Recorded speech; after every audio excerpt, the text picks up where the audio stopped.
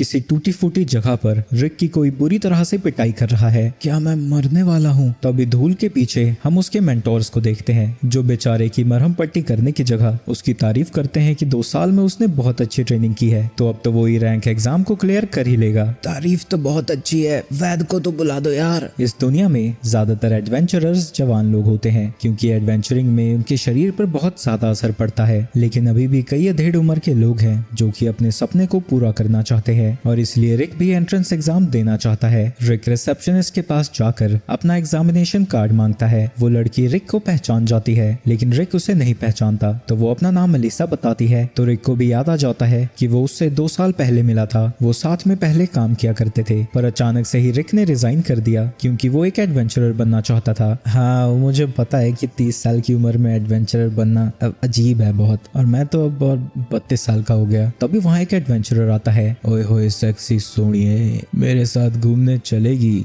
Elisa उसे मना करती है लेकिन फिर वो जोर जबरदस्ती करने लगता है, तो रिक उसे पीछे खींचता है और उसके पेट पर हल्का सा हाथ रखता है, लेकिन उसके हाथ में इतनी ज्यादा ताकत थी कि वो उससे बेहोश हो जाता है। एग्जाम नंबर मिलने के बाद वो बाहर आता है जहाँ एक मेट जिसका नाम रेनेट है उससे पूछती है कि क्या उसे एग्जामिनेशन नंबर मिल गया, जिसपे वो हाँ कहता है, लेकिन बात करने के दौरान उसका ध्यान कहीं और ही था। जब रेनेट उसे अपनी नजरें हटाने को कहती है, नहीं ऐसा कुछ नहीं है, मैं बस एग्जाम के बारे में सोच रहा था। वहीं दूसरी तरफ बाकी के एडवेंचरर्स उसके आर्मर पे लगे हुए निशान को देखकर हैरान हो जाते हैं क्योंकि वो आर्मर डेंस स्टील का बना है, तो ये हाथ जिसका भी है वो बहुत ज्यादा ताकतवर है। तभी वहाँ पर 2 आदमी आते हैं जो कि उसी को ढूंढ रहे थे। वो एक ए रैंक एडवेंचरर है जिसे असॉल्ट की वजह से पुलिस ढूंढ रही है। इसके बाद हम एग्जाम में जाते हैं जहाँ रिक का माना लेवल चेक होना था। वहाँ पे किसी का भी लेवल डी से कम नहीं था, लेकिन जब रिक अपना टेस्ट देता है उसका लेवल F- निकलता है। इसकी वजह से वहाँ खड़े बाकी के लोग उसका मजाक उड़ाने लगते हैं, लेकिन उसके वहाँ से जाते ही वो क्रिस्टल बॉल टूट जाती है। इसके बाद सभी की अटैक पावर्स को चेक किया जाना था, जिसके लिए सभी एग्जामिनीज को अपनी पूरी ताकत से उस स्लाइम के ऊपर हमला करना है। ये एक ऐसा स्लाइम है जो कि किसी भी तरह के अटैक को अब्सॉर्ब कर सकता है। ये सुनकर रिक अपनी ट्रेनिंग को याद करने लगता है। जब वो गोल्डन स्लाइम के साथ ट्रेन कर रहा था, उसके मेंटोर ने उससे कहा था, तुम्हारे मुक्कों में इतनी जान होनी चाहिए कि तुम एक पंच से एक गोल्डन स्लाइम बैग को डिस्ट्रॉय कर दो। पर ये तो इम्पॉसिबल है, गोल्डन स्लाइम बैग तो एक ड्रैगन के दांत जितने तगड़े होते हैं। अगर तुम एक एडवेंचरर बनना चाहते हो तो कम से कम तुम्हें ये तो करना ही होगा। और जब वो अपने हल्के से पंच से उसे डिस्ट्रॉय कर देता है तो रिक भी उसे तोड़ने के लिए ट्रेनिंग करने लगता है, भले उसे रोज 50,000 बार ही क्यों ना पंच करना पड़े। कितनी घटिया ट्रेनिंग थी यार, मेरे हाथों का बुरा हाल हो जाता था। एक बंदा स्ट्रेंथनिंग मैजिक का यूज करके उस स्लाइम पर अटैक करता है, जिसके बाद एक सर चढ़ा नोबल का बच्चा आता है। कहा जाता है कि ये सिर्फ 11 साल का है, लेकिन फिर भी ये एक सी रैंकर जितना ताकतवर है। इसके बाद वो छुटकू हेल फ्लेम स्पेल को कास्ट करने लगता है, जो देख के सभी लोग शॉक हो जाते हैं। लेकिन रिक इसलिए शॉक था क्योंकि वो फायर बॉल बहुत ज्यादा छोटा है, पर बाकी के एग्जामिनर्स उसके अटैक को देखकर इंप्रेस हो जाते हैं। ये लोग मोमबत्ती की तारीफ कर रहे हैं जो मास्टर मेरे ऊपर फेंका करती थी, उसके सामने तो ये कुछ भी नहीं है। अच्छा, लगता है इस बच्चे ने उसे छोटा कर दिया होगा ताकि ये बिल्डिंग ना डिस्ट्रॉय हो जाए। इसके बाद सभी लोग अपना टेस्ट देते जाते हैं और आखिर में रिक की बारी थी।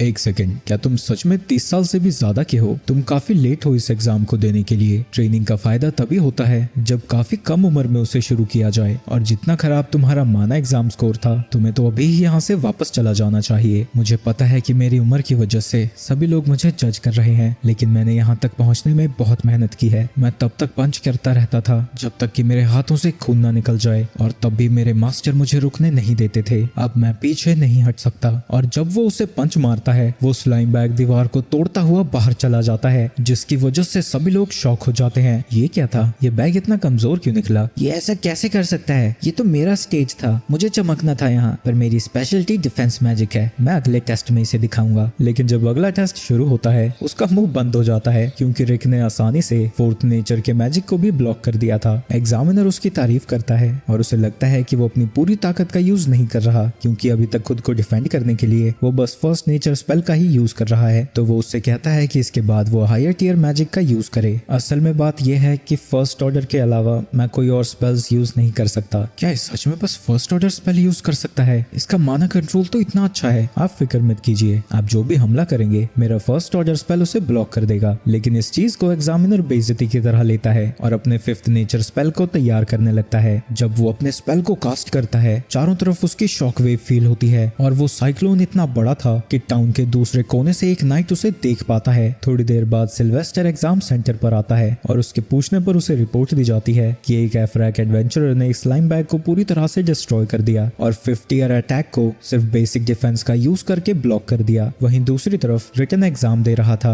एग्जाम खत्म होने के बाद रीना तो उससे पूछती है कि एग्जाम कैसा गया। अरे सोडियम फिक्र मत कर, मेरे तो 100 में से 100 नंबर आएंगे। मैंने 14 साल रिसेप्शनिस्ट की तरह काम किया है गिल्ड में, मेरे पास नॉलेज नहीं होगी तो किसके पास। पर पता नहीं मेरे ओवरऑल स्कोर एग्जाम पास करने के लिए काफी होंगे या नहीं। तभी उसके पास फ्रीड आ जाता है। मैं इस एग्जाम में अपना कमाल दिखाना चाहता था, तुमने सब खराब कर दिया। जिसके बाद वो रोने लगता है। तभी उसकी बड़ी बहन एंजेलिका भी वहां आ जाती है। दीदी, इस बुड्ढे ने मुझे बहुत परेशान किया है। साले बहन के भाई, बुढ़ा किसे कह रहा है तू? तुम्हें शर्म नहीं आती? 40 साल का होकर एक छोटे बच्चे को परेशान करते हो। मैं बस 30 का हूँ और तुमने इसे नीचे क्यों गिरा दिया? बेकार में गंदा हो जाएगा। नोबल्स के कस्टम में ग्लव्स को उठाना मतलब चैलेंज को एक्सेप्ट करना है। जिसके बाद एंजेलिका उनके बैटल के लिए एक वेन्यू भी बुक कर देती है। फेलहाइम किंगडम में डुअल में जो भी जीतता है लूजर को उसकी बात माननी पड़ती है। तो एंजेलिका कहती है कि उसके जीतने के बाद रिक को हमेशा के लिए उसका सर्वेंट बनकर रहना होगा। एक सेकंड, ये एक सेकंड क्लास रॉयल नाइट है, यानी वो कम से कम बी रैंक तो होगी। रेनेट उससे कहती है कि वो अपनी ताकत को थोड़ा कंट्रोल करके लड़े। तुम मजाक कर रही हो? ये इतनी ताकतवर है, मैं इसके कैसे हराऊंगा? पता नहीं मैं जिंदा भी रहूंगा या नहीं। तुम अपनी ट्रेनिंग को याद करो, तुम्हें कुछ नहीं होगा। लेकिन जैसे ही वो अपनी ट्रेनिंग को याद करता है उन भयानक यादों की वजह से उसे उल्टी आ जाती है। तुम्हें खुद पर भरोसा रखना चाहिए। तुम उस टीम के मेंबर हो जो इस कॉन्टिनेंट की सबसे ताकतवर टीम है। तुम सही कह रही हो। पता नहीं वो मेरा हाल क्या करने वाली है, पर अब डरने का कोई फायदा नहीं है। मुझे यकीन है कि मैं तुमसे ताकतवर हूँ। फिक्र मत करो, मैं अपनी पूरी ताकत यूज नहीं करूंगी ताकि तुम मर ना जाओ। वो अपने स्पीड का यूज करके पलक झपकते ही रिक के दूसरी तरफ खड़ी हो जाती है। ये बस मेरी स्पीड का नमूना था। मुझे यकीन है कि तुम्हारे जैसे फ्रैंकर के लिए ये भी बहुत ज्यादा है। अपना चेहरा तो देखो। उसकी स्पीड की वजह से उसका नाम लाइट स्पीड एंजेलिका पड़ा है। तभी एंजेलिका फिर से अपनी स्पीड का यूज करके उसके ऊपर हमला करने जाती है। ये मोहतरमा इतना धीरे क्यों मूव कर रही है? क्या ये मेरा टेस्ट ले रही है? वो उसके हमले से बच जाता है। ये तो नामुमकिन है, कुछ फर्स्ट क्लास नाइट्स ही मेरी स्पीड का मुकाबला कर सकते हैं। वो फिर से रिक के ऊपर हमला करने जाती है। ये कर क्या रही है? क्या ये सच में सेकंड क्लास की नाइट है? साला घूस देकर तो नहीं ज्वाइन हुई है? एक सेकंड, कहीं मैं ही ताकतवर तो नहीं हो गया? क्या ही सोच रहा हूँ मैं। तभी एंजेलिका एक पत्थर से टकरा कर लुढ़कते हुए उसकी तरफ आने लगती है। ये क्या कोई नई टेक्निक है जिससे बड़ी मुश्किल से वो बच पाता है? मुझे तो समझ में नहीं आ रहा था कि हमला कहाँ से होगा। मैंने सोच भी कैसे लिया कि मैं ताकतवर हो गया हूँ? मैं गलती से गिर गई थी, पर इसे क्या ही पता लगेगा। तुमने मेरे अटैक को डॉज कर लिया। लगता है मैं थोड़ी और पावर तुम पर यूज कर सकती हूँ। वो अपनी ऐसी टेक्निक का यूज करती है जिससे उसकी स्पीड और भी ज्यादा बढ़ जाती है, पर ये उसकी बॉडी पर इतना ज्यादा स्ट्रेन डालती है कि वो इसे बस 3 बार ही यूज कर सकती है। लेकिन उसकी नई नवेली स्पीड भी रिक को बहुत ज्यादा स्लो लगती है और वो उसके हमलों से दोबारा से बचता जाता है। और अब सिर्फ उसके पास लास्ट हमला बचा था, लेकिन पत्थर से टकराने की वजह से वो नीचे गिर जाती है और घिसड़ती हुई रिक की तरफ जाने लगती है। रिक उसके हमले से बचने के लिए जमीन पर जोरदार मुक्का मारता है, जिसकी वजह से जमीन में एक बड़ा सा गड्ढा हो जाता है। एंजेलिका समझ जाती है कि अगर वो मुक्का उसे लगता तो वो मर चुकी होती। आखिर तुम हो कौन? मैं तो बस एक रिसेप्शनिस्ट को छोड़कर नया नवेला बना हुआ हंटर हूँ। अभी 2 साल पहले ही मैं फ्रैंक हंटर बना। वो फिर से उससे लड़ने के लिए गड्ढे से बाहर आता है, लेकिन अब एंजेलिका की फटी पड़ी थी और वो सरेंडर कर देती है। अच्छा, तो तुम्हारा प्रॉमिस,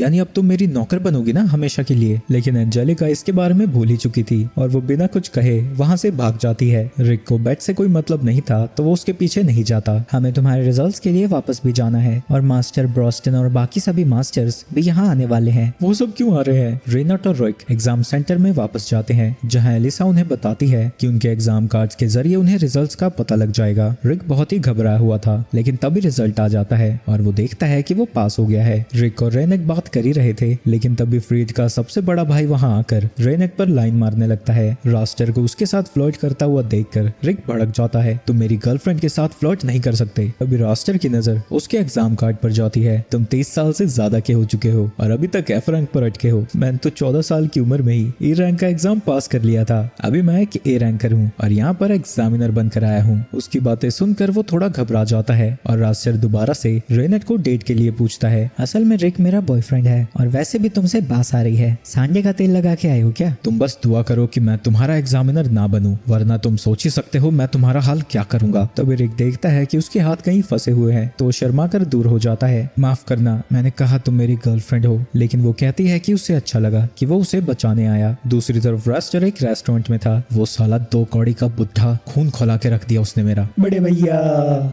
वहाँ फ्रीड और एंजेलिका रोते हुए पहुंचते हैं। एक 40 साल का बुढ़ा हमें बहुत बुली कर रहा है और वो ढोल के बहाने मेरा फायदा भी उठाना चाहता था। उसकी हिम्मत कैसे हुई डार्माउट फैमिली के मेंबर्स को रुलाने की। एक सेकंड, 40 साल का बुढ़ा? रास्टर समझ जाता है कि वो रिक के बारे में बात कर रहे हैं। वहीं दूसरी तरफ रेनेट रिक से कहती है कि वो अपनी पूरी ताकत का यूज ना करे, बस वो रास्टर मेरा एग्जामिनर ना बने यार। तभी उसका एग्जामिनर लिंक्स लॉरेट खुद को इंट्रोड्यूस करता है। तुम 30 साल की उम्र में भी एक एडवेंचरर बनना चाहते हो, तुम्हारी दिलेरी तो बहुत कमाल की है। एक अधेड़ उम्र के आदमी को देखकर मैं भी मोटिवेट हो गया हूँ। असल में मैं भी 24 साल की उम्र में एडवेंचरर बना था। उससे हाथ मिलाने के बाद मैं समझ गया हूँ उसने बहुत कड़ी ट्रेनिंग की है, लगता है मुझे भी मेहनत करनी होगी। तभी रास्टर उससे मिलने आता है। तभी पार्टिसिपेंट्स को बताया जाता है कि लिंक्स बीमार हो गया है तो इनका एग्जामिनर रास्टर बनेगा। और उसके लास्ट नेम को सुन के रेनेट बताती है कि वो फ्रीड और एंजेलिका से रिलेटेड है। रास्टर का एग्जामिनर बनना बहुत बुरी खबर है। वो एक प्रेस्टिजियस नोबल फैमिली से बिलोंग करता है जिसने 17 साल की उम्र में ही ए रैंक एग्जाम को क्लियर कर लिया था। उसे सभी लोग मैन ऑफ 1000 स्पेल्स कहते हैं, पर उसका एक और निकनेम है एफ रैंक क्रशर। वो एग्जाम में लो रैंकर्स की ऐसी की तैसी कर देता है। लगता है मैं फेल ही हो गया इस बार, कोई उम्मीद नहीं है। आगे हम रास्टर को देखते हैं जो कि पार्टिसिपेंट्स को बुरी तरह से तोड़ रहा था। तभी उसका बटलर उसे बताता है कि एलीट गार्ड्स वहां पहुंच गए हैं। वहीं दूसरी तरफ रिक की फटने लगी है। मुझे तो घर चले जाना चाहिए, मेरा पंगा ऐसे बंदे से हो गया जिसे 1000 स्पेल्स आते हैं और मैं तो बस एक एफ रैंकर हूँ। नहीं, मैं घर भी नहीं जा सकता, मेरे मास्टर्स मुझे तोड़ देंगे। उसका कॉन्फिडेंस जमीन तोड़कर नीचे जाने लगता है। तो रेनेट उससे कहती है कि वो उस पर यकीन करती है, वो एग्जाम में पास भी होगा और उस बदबूदार इंसान को भी हरा देगा। ये सब सुन के उसमें थोड़ा सा कॉन्फिडेंस वापस आ जाता है। तभी वहाँ एक फॉर्च्यून टेलर आता है। क्या तुम फ्यूचर देखना चाहोगे? लेकिन जैसे ही वो फ्यूचर देखने बैठता है तभी वो वहाँ से गायब हो जाता है और हम देखते हैं कि वो फ्रीड था जिसने उसे कहीं टेलीपोर्ट कर दिया है। रेनेट उसे हाथ में उठा लेती है। तुमने रिक को कहाँ भेजा है? लेकिन वो उसे कुछ नहीं बताता तो वो अपनी पावर से उसकी पलकें काट देती है। अगर तुमने अगली बार जवाब नहीं दिया तो मेरा निशाना तुम्हारी आंखें होंगी। मैं बस 100 मीटर के आसपास ही टेलीपोर्ट कर सकता हूँ, वो यहीं कहीं होगा। दूसरी तरफ हम रिक को देखते हैं जो कि एग्जाम सेंटर के पीछे पहुंचा हुआ था जहाँ की डोरमेट फैमिली के काफी सारे एलीट गार्ड्स पहुंचे हुए हैं जो कि उसे एग्जाम देने से रोकना चाहते हैं। इनमें से ज्यादातर बी रैंकर्स हैं और कुछ ए रैंकर भी। इन सबको देखकर रिक डर जाता है। इतने सारे लोग, वो भी सब के सब हाई लेवल, मैं क्या करूं? तभी उसके मास्टर्स भी वहां आ जाते हैं। मम्मी ये भी आ गए। तुम यहाँ कर क्या रहे हो? तुम अंदर एग्जाम क्यों नहीं दे रहे? ओए बटलर वाले भैया, जान प्यारी है तो भाग जाओ यहाँ से। तभी एक टकलू गार्ड ब्रॉस्टन पर हमला कर देता है, लेकिन उसके टच होते ही उसकी तलवार ही टूट जाती है और जब वो उसके ऊपर मुक्का मारता है वो उसके पंच को रोककर अपनी मुट्ठी में ही उसके हाथ को तोड़ देता है। लेकिन बाद में वो उसे हील भी कर देता है। तुमने कुछ उटपटांग किया है ना, तभी ये लोग तुम्हारे पीछे पड़े हैं। फिक्र मत करो, मैं शांति से निपटाता हूँ सब कुछ। ये देखो मेरी नई इन्वेंशन, इसका नाम मैंने जूली रखा है। जिसके बाद मिजेट उन सभी के ऊपर फायर करना शुरू कर देता है। आपने तो कहा था आप इसे शांति से निपटाएंगे, ये किस प्रकार की शांति है? अरे फिक्र मत करो, ये मरे नहीं है शायद। वहीं एक एलीट गार्ड हॉस्टेज में ले लेता है। अगर तुम मरना नहीं चाहते तो धीरे धीरे पीछे हट जाओ। लेकिन वो उसकी नहीं सुनता और एलिस को हिट भी करता है। इसकी वजह से एलिस को गुस्सा आ जाता है जो कि अपने हमले से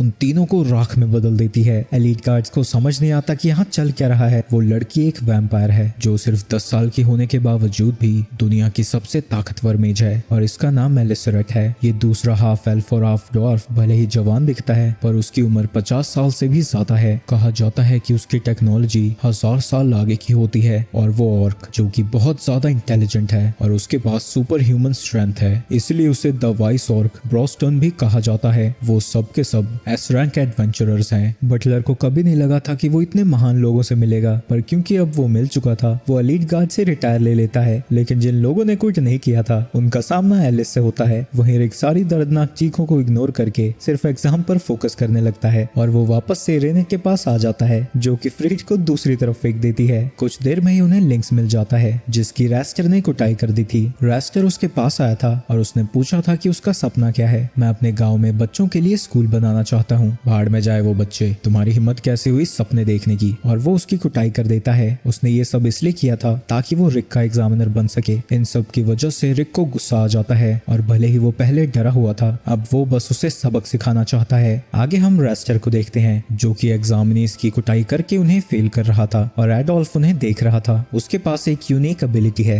जिससे वो लोगों के 4 स्टैट्स देख सकता है, जो कि है स्ट्रेंथ, डेक्सटेरिटी, माना कैपेसिटी और मैजिक कंट्रोल। एक एवरेज स्टैट वाला ट्रेनी रास्टर से बुरी तरीके से पिट जाता है और जब एडोल्फ रास्टर का स्टैट देखता है वो देखता है कि उसका माना बहुत ज्यादा है, लेकिन तभी उसकी आंखें दर्द होने लगती है क्योंकि किसी ताकतवर को देखने पर उसे दर्द होता है। तभी वो रिक को आता हुआ देखता है और वो उसका स्टैट चेक करता है। वो देखता है कि माना को छोड़कर उसके सारे स्टैट्स मैक्स हो रखे हैं और दर्द की वजह से वो जमीन पर लौटने लगता है। दूसरी तरफ एलिस रेनेट से मिलती है और वो उसे बताती है कि वो पहले रिक की कोवर्कर थी, तो रेनेट उसे बाकियों के साथ बैठने के लिए इनवाइट करती है। रेनेट, तुम्हें क्या लगता है? रेनेट कहती है कि वो आसानी से इसको पास कर जाएगा, पर एलिसा को लगता है कि रास्टर अपने मैजिक पावर से फ्रैंकर्स को बहुत बुरी तरह से मारता है, तो रिक शायद ही इसे पास कर पाएगा। तुम मेरे एलीट गार्ड से बच गए, कोई बात नहीं, वो कमजोर थे, मुझे उनके जैसा मत समझना। तुम एडवेंचरर क्यों बनना चाहते थे? क्योंकि मेरे में टैलेंट था और मैं एक हाई रैंकर बनना चाहता था ताकि मेरी फैमिली का नाम हो, पर अब मैं इन सब को छोड़ना चाहता हूँ क्योंकि अब ये सब मेरे लिए बोरिंग हो चुका है। उनकी लड़ाई शुरू हो जाती है और रास्टर एक फायर मैजिक से उसके ऊपर हमला करता है, लेकिन रिक जरा भी नहीं हिलता। तुम्हारी डर के मारे इतनी बुरी हालत है, लेकिन असल में वो रेनेट की बात को याद कर रहा था जिसने उससे कहा था कि वो शांत रहकर पहले रास्टर को ऑब्जर्व करे। इसके बाद रास्टर थर्ड नेचर स्पेल का यूज करता है, लेकिन रिक इसके बाद भी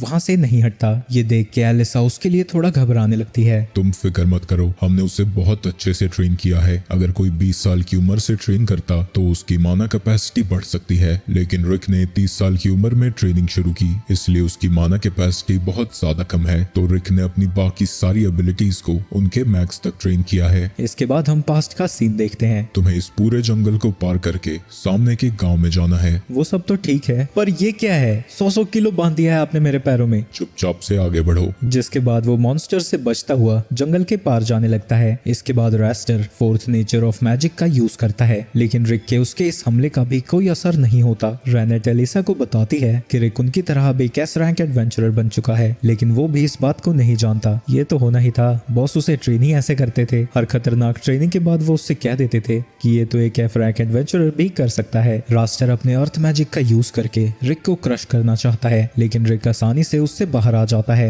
तुम सच में अब मेरा सरदर्द बन चुके हो। वो रिक को पंच करने जाता है, लेकिन रिक आसानी से उसके अटैक को ब्लॉक कर देता है और इससे रास्टर उड़ता हुआ पीछे जाता है। अब समझा ऑब्जर्व करने को क्यों कहा था। ये छुछुंदर सिर्फ अपने टैलेंट के नाम पर उछलता है, इसने कभी कोई ट्रेनिंग की ही नहीं। मैं ऐसे इंसान से तो कभी नहीं हार सकता। इसके बाद रास्टर अपने फायर मैजिक का यूज करता है, लेकिन रिक उसके अटैक को ब्लॉक कर देता है और मिस एलिसा को बताता है उस अटैक को ब्लॉक करने के लिए रिक ने बस अपने 1% ताकत का यूज किया है। रास्टर अपने ब्लिंक स्टेप का यूज करके उसके ऊपर हमला करने जाता है, लेकिन रिक के लिए ये बहुत स्लो था और वो उसे मुक्का मारता है। एक एफ रैंकर के लिए तुम काफी अच्छे हो, लेकिन तुम लकी हो कि मैं एग्जामिनी से लड़ते लड़ते थक चुका हूँ। ये सुन के रिक को गुस्सा आ जाता है और वो उसे अपनी कड़ी ट्रेनिंग के बारे में बताने लगता है। मैंने स्ट्रॉन्गर बनने के लिए हर दिन अपनी जिंदगी को दांव पर लगाया है। असल में वो ट्रेनिंग के वक्त कई बार मर चुका है, पर हर बार ब्रोस्टन ने उसे रिवाइव कर दिया। वो अपनी फिजिकल लिमिट्स को तोड़कर आगे बढ़ा है क्योंकि उसने कभी हार नहीं मानी। तुम पागल वागल हो क्या? तुम इतनी कड़ी ट्रेनिंग क्यों कर रहे थे? ताकि मैं एक दिन काइजर एल्सापियट को हरा सकूं। ये सुन के फ्रीड और रास्टर दोनों ही हंसने लगते हैं। काइजर जैसा कुछ भी नहीं होता बे, ये सब बेकार की कहानियां हैं। चुप कर बे, तू तो गेंडू जनरेशन का है, तुझे क्या पता। इसके बाद रिक अपने अगले स्पेल से जमीन से जड़ें बाहर निकालता है जो कि रिक को जकड़ लेती हैं। इसके बाद रास्टर 8th नेचर का मैजिक यूज करता है। दुनिया में बहुत कम लोग हैं जो कि 8th नेचर लेवल का मैजिक यूज कर सकते हैं और रिक भी ये सब देखकर हैरान हो जाता है। जमीन से कई सारे जड़ी बाहर आती है जिनसे एक बड़ा सा कॉलम बन जाता है। वो रिक को मारने जाता है, लेकिन वो बेसिक एयर शॉट स्किल का यूज करता है जो उसने 100 मिलियन बार प्रैक्टिस किया था। एलिसा ऐसे नंबर को सुनकर हैरान हो जाती है क्योंकि ये सुनने में नामुमकिन लगता है, पर ब्रोस्टन उसे बताता है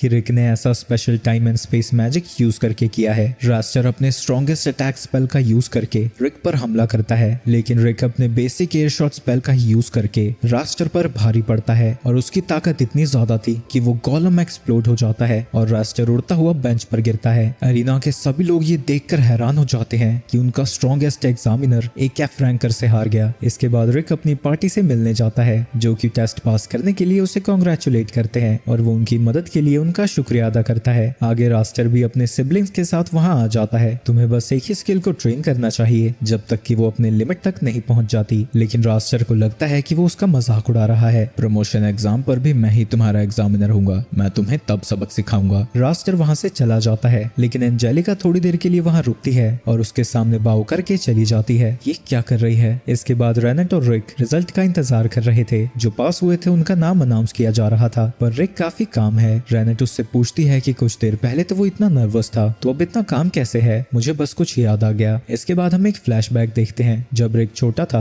उसने हीरो यामाटो के बारे में सुना था जो कि काइजर को हराना चाहता था, क्योंकि उसे हराने पर उन्हें एक ऐसा ट्रेजर मिलता है जो कि किसी भी विश को ग्रांट कर सकता है, और वो भी एक एडवेंचरर बनना चाहता है। लेकिन उसके पेरेंट्स कहते हैं कि ये काफी खतरनाक है और काइजर सिर्फ एक कहानी है, तो उसे एक स्टेबल जॉब पर काम करना चाहिए। लेकिन एक दिन एक डॉक्टर उसे बताता है कि उसके पास एक यूनिक स्किल है जो कि अभी एक्टिवेट नहीं हुई है। उसे याद आता है कि यामाटो के पास भी सेम स्किल थी। ये सोच के वो खुश हो जाता है और उसे लगता है कि वो एक ग्रेट एडवेंचरर बन सकता है। रिक अपने स्किल के एक्टिवेट होने का इंतजार करता रहता है, लेकिन जैसे जैसे समय बीतता जाता है वो दुखी हो जाता है। उसके दोस्त उससे कहते हैं कि उसे पहले एक एडवेंचरर बन जाना चाहिए, क्योंकि बिना स्पेशल स्किल्स वाले एडवेंचरर्स भी काफी अच्छा पैसा कमा सकते हैं। मैं बस अपने सपने को पूरा करना चाहता हूँ। लेकिन अंत में रिक अपने सपने को छोड़ देता है और गिल्ड में रिसेप्शनिस्ट की तरह काम पर लग जाता है, जिससे उसके पेरेंट्स भी बड़े खुश हो जाते हैं। वो वहाँ पर 14 साल तक काम करता है, लेकिन वो कभी भी वहाँ खुश नहीं था। रिक अपने स्किल को एक्टिवेट करने में लगा रहता है, लेकिन कुछ भी काम नहीं आता। आखिर में रिक हार मान जाता है और जो बचपन में उसने बुक पढ़ी थी वो रख देता है। वो एलिसा के साथ काम करता है और अपनी नॉर्मल जिंदगी जीता रहता है। तभी एक दिन उसका दोस्त आता है। अब मैं एक बी रैंक एडवेंचरर बन चुका हूँ, अब मैं सिर्फ एडवेंचरिंग से ही इतना पैसा कमा लूंगा कि मुझे कोई और काम करने की जरूरत नहीं पड़ेगी। ये सुन के रिक को जलन होती है, लेकिन वो उसे छुपाकर उसे बस कांग्रेचुलेट करता है। पर रात को वो बहुत ज्यादा पी लेता है। मैं 14 साल से रिसेप्शनिस्ट की तरह काम कर रहा हूँ, मुझे अपना सपना नहीं छोड़ना चाहिए था। वो अपने ख्यालों में ही गुम था।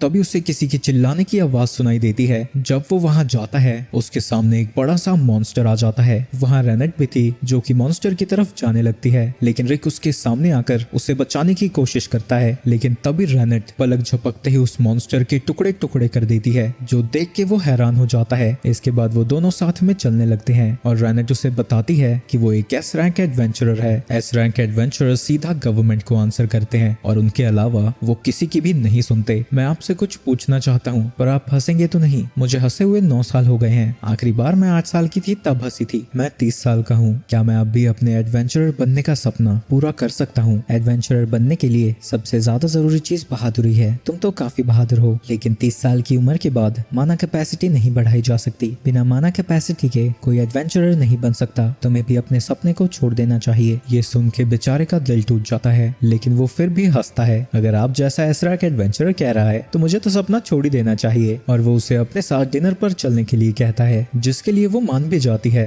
ये मान कैसे गई? अगले दिन वो पूरा समय बड़ा खुश दिख रहा था, लेकिन जब वो रेनेट के पास जा रहा था एक मॉन्स्टर्स का झुंड सिटी पर हमला कर देता है। इन हरामजादों ने मेरा सारा प्लान खराब कर दिया, इन्हें मैं संभालती हूँ। और रेनेट पलक झपकते ही उन सभी मॉन्स्टर्स को काट डालती है। लेकिन तभी उसे एक ड्रैगन की प्रेजेंस फील होती है और उसकी बचपन की भयानक यादें फिर से उसके दिमाग में चलने लगती है। इसकी वजह से रेनेट अपने मैजिक पावर को कंट्रोल नहीं कर पाती। उसी वक्त वहाँ एक बड़ा सा ड्रैगन आ जाता है और सभी लोग उसे देखकर घबरा जाते हैं। जेड और बाकी एडवेंचरर्स उससे लड़ने की कोशिश करते हैं, लेकिन उनके अटैक से ड्रैगन का कुछ भी नहीं बिगड़ता। हम इतने ताकतवर मॉन्स्टर से नहीं लड़ सकते, सभी भागो यहाँ से। लेकिन तभी वो ड्रैगन उन्हें एक बैरियर से घेर लेता है और वो वहाँ से बाहर नहीं जा पाते। ये सब देखकर हिम्मत करके रिक आगे बढ़ता है। तो क्या हुआ, मैं एडवेंचर नहीं हूँ? एडवेंचर की मौत तो मर ही सकता हूँ। मम्मी डर लग रहा है। फिर भी वो एक पत्थर उठा के उस ड्रैगन के ऊपर फेंक देता है। रिक को उससे लड़ता हुआ देखकर बाकी एडवेंचरर्स में भी हिम्मत आ जाती है और वो उससे लड़ने लगते हैं, लेकिन वो अपने एक ही हमले से उन सभी के ऊपर भारी पड़ता है। रिक फिर भी हार नहीं मानता और वो उसकी तरफ बढ़ने लगता है। वो ड्रैगन अपने पैरों से उसे नीचे दबा देता है और सभी को लगता है कि वो मर गया, लेकिन इसकी वजह से उसकी हिडन स्किल एक्टिवेट हो जाती है, जिसका इंतजार वो इतने सालों से कर रहा था। वो फिर से खड़ा होता है और उस ड्रैगन के पैर को अपने एक ही हाथ से उठा देता है और हम देखते हैं कि वो चारों तरफ से माना से भरा हुआ था। आखिरकार मेरी स्किल एक्टिवेट हो ही गई। चल बे छिपकली, हमला कर मेरे ऊपर। वो ड्रैगन अपने फायर ब्रेथ से रिक के ऊपर हमला करता है, पर वो उसे ब्लॉक कर देता है, जिसके बाद वो ड्रैगन अपने लेजर अटैक का यूज करता है, लेकिन रिक उसके अटैक को ही रिफ्लेक्ट कर देता है और इस अटैक से उस ड्रैगन ड्रैगन का सर ही उड़ा देता है। ये देख के वो सभी लोग हैरान हो जाते हैं। अचानक से आई पावर की वजह से वो बेहोश हो जाता है और जब उसकी आंखें खुलती है उसके सामने रेनेट थी। वो उसे बताती है कि वो एक हफ्ते से बेहोश था और उसे अपनी पार्टी और कैल्कम फिस्ट को ज्वाइन करने को कहती है। काइसर एल्सापेट सच में एग्जिस्ट करते हैं और हमारी पार्टी का गोल उसे पकड़ना है। तुम काफी बहादुर हो, अगर तुम हमें ज्वाइन करते हो तो हम तुम्हें ट्रेन कर सकते हैं। क्या मैं सच में एडवेंचरर बन सकता हूँ इतने सालों बाद? क्या मैं अपना सपना सच में सच कर सकता हूँ? बिल्कुल। वहीं प्रेजेंट में अब रिक का नाम अनाउंस किया जाता है और अब वो एक ही रैंक एडवेंचरर बन चुका है। आगे वो लिंक से मिलने जाता है। कांग्रेट्स, वो पास हो गया। डिस्चार्ज होने के बाद पार्टी शार्टी करने जाएंगे हम। मस्त आइडिया है। तो कहाँ करें हम ये? मैं तुम्हारी पार्टी से मिलना चाहता हूँ तो हम तुम्हारी जगह पर ही मिलेंगे। लेकिन ये सुनकर वो डर जाता है और वो लिंक से कहता है कि वो पार्टी के लिए ऐसे आए जैसे वो जंग पर जा रहा हो। खौफनाक से जंगलों के बीचों बीच उसे रिक का बेस दिखता है। ये डीमन लॉर्ड के कैसल जैसा क्यों दिख रहा है? लिंक्स जब वहाँ जाकर बेल बजाता है, रिक उसे लेने के लिए बाहर आता है। स्वागतम ब्रो। यहाँ आसपास मुझे एक भी मॉन्स्टर नहीं दिखा, भला ऐसा क्यों है? अच्छा, मॉन्स्टर्स वो तो इस जगह से बहुत डरते हैं। अगर ऐसी बात है तो तुमने मुझे ये आर्मर क्यों पहना दिया? क्योंकि यहाँ तुम्हारी जिंदगी के साथ कभी भी चिंता तक खेला जा सकता है। पैलेस के अंदर रेनेट उनका स्वागत करती है और एलिस रिक को खेलने के लिए बुला रही थी। एलिस को देखकर उसे अपनी बेटी की याद आ जाती है, लेकिन तभी एलिस उसके ऊपर हमला कर देती है। इसने बस बैंक कह के सिक्स नेचर का मैजिक यूज कर दिया। उसकी जिंदगी के साथ खिलवाड़ होने ही वाला था, लेकिन ऐन वक्त पर रिक आकर उसे बचा लेता है। मास्टर एलिस, मैंने आपसे कितनी बार कहा है पैलेस के अंदर मैजिक यूज मत किया कीजिए। इसमें तुम्हारी ही गलती है, तुम मेरे साथ खेलने क्यों नहीं आए? तो एलिस, इसका खर्चा मैं तुम्हारे खाने में से काट लूं। लेकिन ये सुनते ही वो उसके पैरों में गिर जाती है। प्लीज प्लीज ऐसा मत करो, मैं दोबारा ऐसा नहीं करूंगी। लिंक्स, तुम्हें थोड़ा इंतजार करना पड़ेगा, क्योंकि अगर मैं इसके साथ खेलने नहीं गया तो वो पता नहीं क्या तोड़ देगी। वहीं खिड़की से उसे मिस दिखाई देता है तो वो उससे मिलने जाता है। वो एक दूसरे को अपना इंट्रोडक्शन देते हैं और जब लिंक्स उसके हथियार के बारे में पूछता है वो सीधा उसे चलाने ही दे देता है। वहीं उस आरपीजी की पावर को देखकर लिंक्स हैरान हो जाता है और उसे लगता है कि ऐसे हथियार अगर और बन गए तो मैजिक को तो कोई यूज ही नहीं करेगा। इसके बाद वो वापस कैसल में आता है जहाँ उसे ब्रॉस्टन दिखता है। क्या आपने ये सारी बुक्स पढ़ी हैं? हाँ, लगभग सारी बुक्स मैं पढ़ चुका हूँ, पर जब से मैं रिक की ट्रेनिंग में मदद कर रहा हूँ तब से मैं कोई नई बुक नहीं पढ़ पाया। अच्छा, आप ही उसे ट्रेन करते हैं? क्या आप मेरी भी मदद कर सकते हैं? तुम्हारी आंखें बिल्कुल वैसे चमक रही हैं जैसे रिक की चमकती हैं। अच्छा, वो तो ब्रॉस्टन के साथ ट्रेनिंग करने गया है।